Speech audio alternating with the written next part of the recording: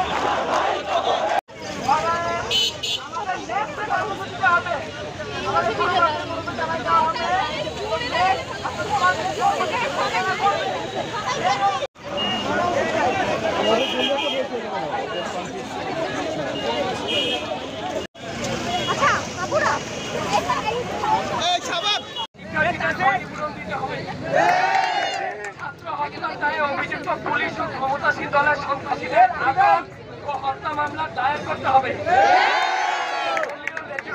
ছাত্র রাজনীতি নিষিদ্ধ ও ছাত্র সংসদ চালু করতে হবে।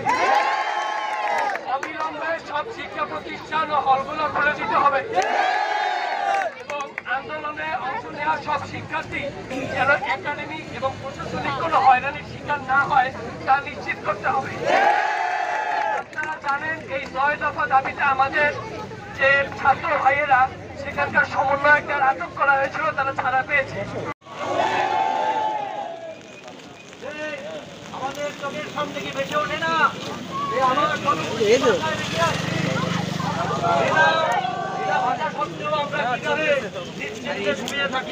কিভাবে নিজেকে ঘরের মধ্যে আবদ্ধ রাখি।